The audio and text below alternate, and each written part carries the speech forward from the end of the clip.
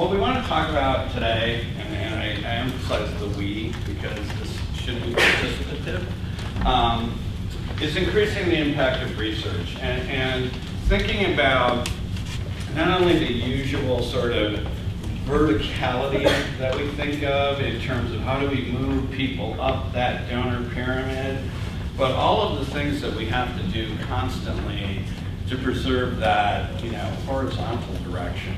We've got all these streams of prospects, and they're all important in different ways. And where are those moments in time and those techniques that we can bring to bear in those processes?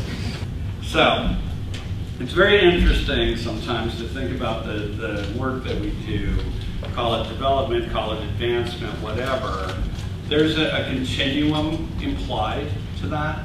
We're always on the way to something else, advancing or developing toward. And yet, it's an intensely bottom line business. And so, even though in our very name, we think about we're on the way towards something, we're always directed to this bottom line that, it's today, right? It's what have we done lately? It's where are we on the way to our goal? And we even forget sometimes what the goal is, right? How many people are in a campaign right now? Okay, and the rest of you will be in a campaign 2 years from now, right? And so you say that, and the first thing you get asked is, what's the goal, right? And how do we answer? Yeah. Well, the goal is $1.6 billion. That's the goal. Well, no. The goal is what the money accomplishes. That's what we're there for, not the money. The money is a means to an end. And yet, we always think about that means rather than that end. And what I want to talk about today is how we attend toward the real end and look at where we create more impact on the way there. Because it's not always as obvious as you think.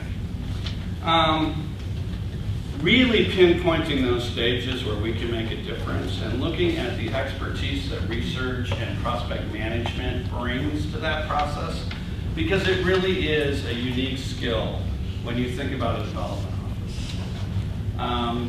How we tie things together across all of our programs and all of our clients, and by the way, might as well get this one out there.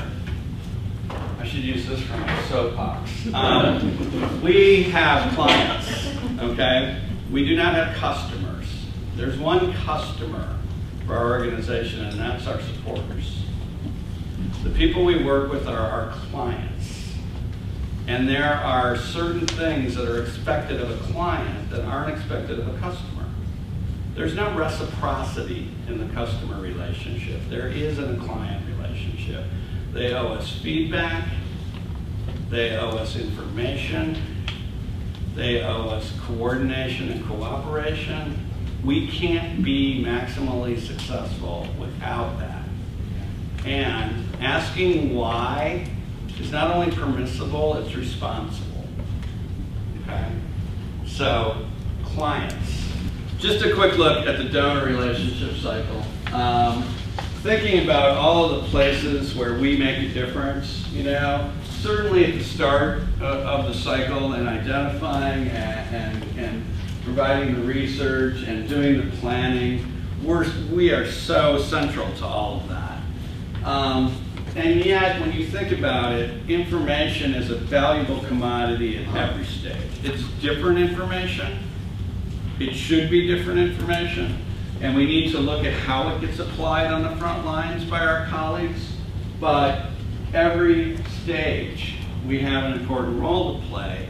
And on top of that, right here, in the center, keeping the process going, is prospect development, which is research and prospect management together. So there's a micro and a macro approach to this.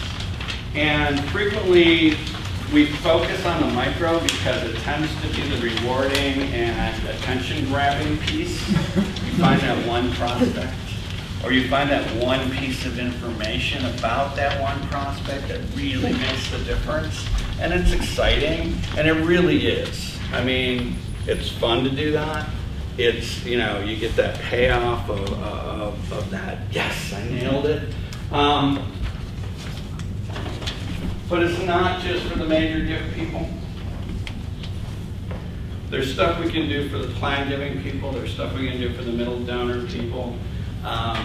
You know, so how do we look at different outcomes? What are we trying to achieve on the way to something else within development?